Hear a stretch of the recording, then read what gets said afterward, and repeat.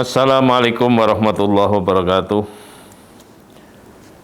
Pada episode ke-107, saya membawakan tema strategi pembaruan Islam implementatif. Pak Profesor Harun Nasution melaporkan bahwa Syah Waliullah mengusulkan sistem pemerintahan yang terdapat pada zaman Al-Khulafa Ar-Rasyidun perlu diterapkan kembali. Itu di India pada abad menjelang modern, yaitu pada abad 18. Tetapi maksudnya itu adalah dalam konteks sekarang adalah sistem pemerintahan absolut harus diganti dengan sistem pemerintahan demokratis. Mengadakan suasana damai antar golongan, aliran dan mazhab yang berbeda-beda, dan membersihkan keyakinan umat Islam dari pengaruh asing. Itu petuah-petuah dari Syah Waliullah yang dilaporkan oleh Pak Harun Nasution, yang mencoba untuk memberikan sebuah tawaran dalam ikut membangkitkan kemajuan Islam, yang tawaran itu masuk dalam kategori sebagai tawaran yang bersifat implementatif. Kemudian yang kedua adalah Hasan At-Turabi, seorang arsitek pembaruan Islam dari Sudan, yang mengatakan bahwa pemikiran Islam tidak boleh beku oleh sikap taklid, salafisme atau salafiyah yang puas dengan pemikiran lama, dan tidak mau merumuskan kebijakan serta petunjuk melalui perjalanan sejarah Islam tentang kaum muslim dalam menerapkan pemikiran-pemikiran itu. Jadi Turabi senantiasa menghendaki adanya tindakan-tindakan real dalam melakukan pembaruan Islam supaya umat Islam bisa diharapkan cepat bangkit menuju pada kemajuan, sehingga bisa mengantarkan pada kejayaan peradabannya. Selanjutnya yang ketiga adalah Hasan Hanafi. Dia mengatakan bahwa api kebangkitan dipegang oleh Jamaluddin Al-Afghani menghadapi imperialisme, ancaman dari luar, keterbelakangan umat, dan kedoliman penguasa. Dia berjuang keras demi menyelamatkan umat dari dua musuh utama itu.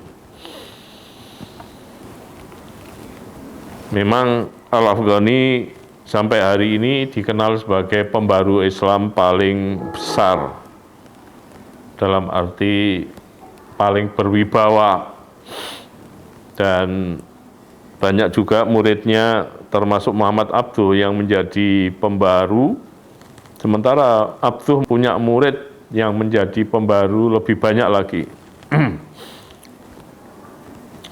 Kemudian John L. Esposito mengatakan bahwa Al-Afghani merupakan orang yang mengumpulkan, memadukan, dan mengembangkan sejumlah tema untuk menciptakan satu kesatuan yang baru. Al-Afghani dikaitkan dengan dua gerakan. Pertama, nasionalisme didukung di Mesir yang merujuk kejayaan Mesir lama, dan India yang membanggakan. Kemudian yang kedua, pan-Islam yang dimulai para Sultan Utsmaniyah abad ke-19, kemudian didengungkan dalam bentuk anti-imperialis yang progresif oleh Utsmani muda, khususnya Namik Kemal. Selanjutnya, menurut laporan Esposito, Al-Afghani adalah salah satu tokoh muslim modern pertama yang terlibat dalam upaya-upaya politik aktivis yang memberikan pengaruh abadi di kalangan umat Islam.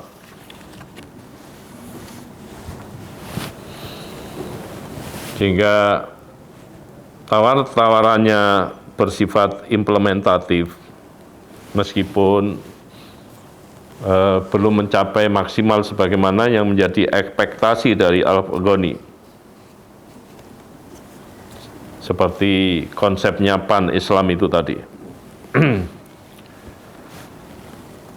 Selanjutnya Imad Eldin Sahin mengatakan bahwa solusi yang ditawarkan Al-Afghani dengan tidak mengadopsi seluruh tradisi dan nilai-nilai Barat, tetapi dengan membersihkan Islam dari praktek-praktek sesat. Meskipun Al-Afghani memiliki pemikiran-pemikiran yang berkecondongan pada Barat, tetapi Al-Afghani juga melakukan seleksi yang ketat.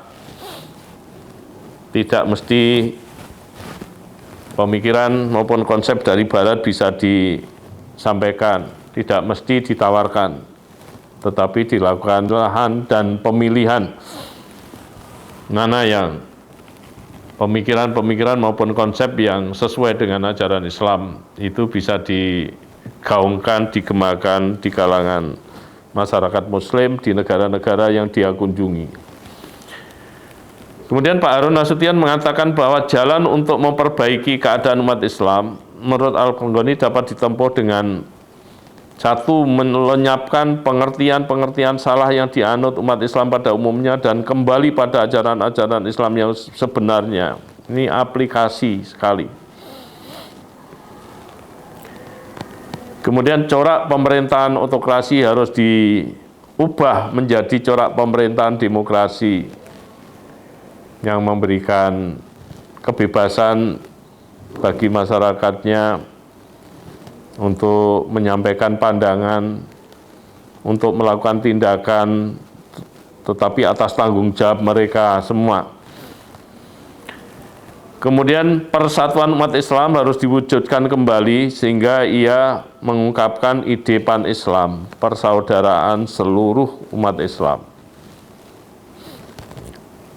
Ini pandangan-pandangan pembaru Islam terbesar dalam era modern yang dimulai pada pembukaan abad 19 Masehi yang dikenal dalam kajian pembaruan Islam sebagai awal era modern. Selanjutnya Didin Saifuddin melaporkan bahwa pan-Islamisme Afghani ini merupakan suatu asosiasi antara negara Islam dan umat Islam di wilayah jajahan untuk menentang kedoliman intern para penguasa Muslim yang dolim, menentang kolonialisme dan imperialisme Barat, serta mewujudkan keadilan. Nah, sehingga konsekuensi dari pan-Islamisme itu menjadi cukup luas. Demikian pula yang menjadi sasaran dari pan-Islamisme juga cukup luas.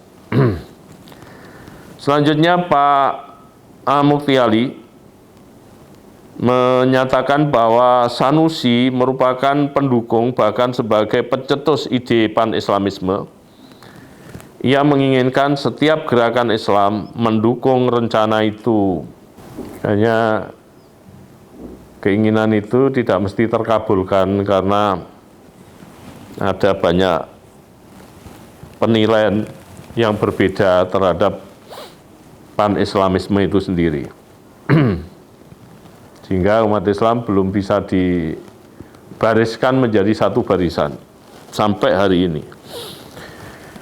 Sanusi bertujuan menyatukan seluruh tarekat Islam yang membawa persatuan umat. Karena itu ia berusaha menghilangkan sebab-sebab perbedaan dan konflik antar umat Islam.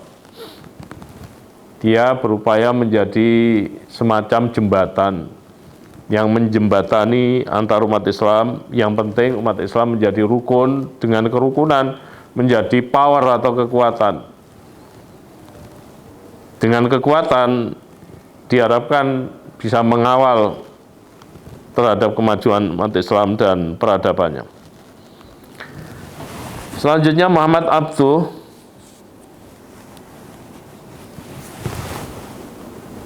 dia mengatakan bahwa untuk menolong umat Islam perlu ditempuh 3 cara. Pertama, faham-faham asing lagi salah harus dikeluarkan dari tubuh Islam. Yang kedua, umat Islam harus kembali pada ajaran-ajaran Islam yang sebenarnya. yaitu ajaran-ajaran yang terdapat dalam masa zaman salaf, yakni zaman sahabat dan ulama-ulama besar. Berarti zaman ini dianggap zaman yang masih bagus, apalagi zaman Nabi tentu saja yang paling bagus, sehingga menjadi contoh teladan yang harus ditempuh sebagai salah satu resep untuk menolong umat Islam dari belenggu keterbelakangan, kemunduran, dan keprihatinan.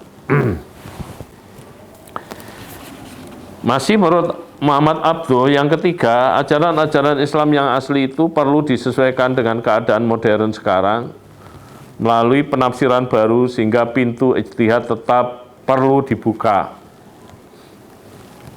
supaya tokoh-tokoh Islam yang telah memenuhi syarat itu tidak canggung-canggung dalam melakukan ijtihad. Berikutnya adalah Syah Waliullah Ad-Dihlawi. Dia sebagai perintis pembaru besar yang menghadirkan wajah tasawuf yang dapat diterima dan membuka jalan bagi pembaruan yang lebih luas dengan sentuhan modern.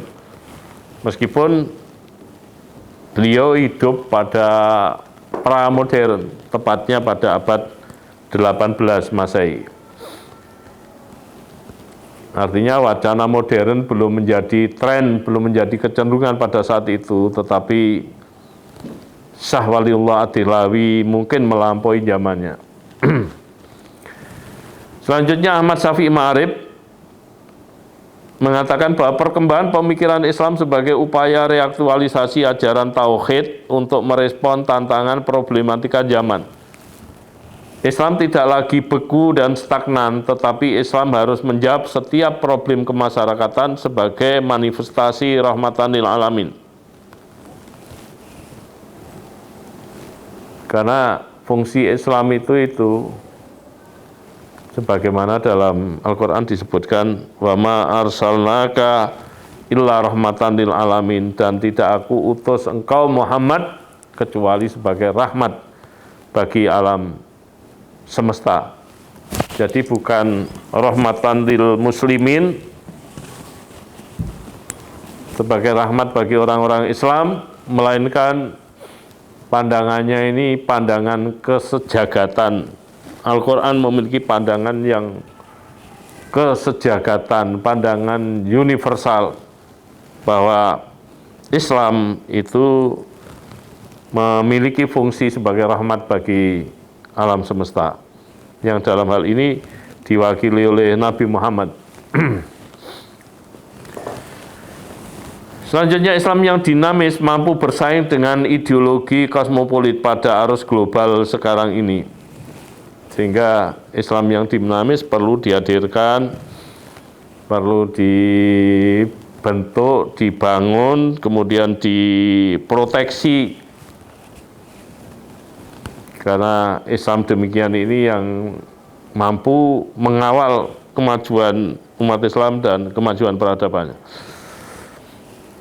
Kemudian selanjutnya adalah Pak Harun Nasution menyatakan lagi bahwa Al-Tahtawi telah menganjurkan emansipasi wanita atau tahrirul mar'ah sebagai instrumen memajukan sumber daya manusia perempuan yang berkontribusi dalam memajukan umat Islam dan peradabannya. Kita tidak bisa hanya mengandalkan pada laki-laki, karena wanita itu pasangan laki-laki, meskipun laki-lakinya berpendidikan tinggi, berwawasan maju, kalau istrinya itu tidak memperoleh pencerahan, tidak memperoleh pendidikan, maka ini akan menjadi penghambat yang serius juga dalam mewujudkan cita-cita besar dan cita-cita mulia, yaitu mewujudkan kemajuan umat Islam dan peradaban-peradabannya. Demikian yang bisa saya sampaikan. Saya akhiri. Wallahul muwaffiq ila aqwamit thoriq. Wassalamualaikum warahmatullahi wabarakatuh.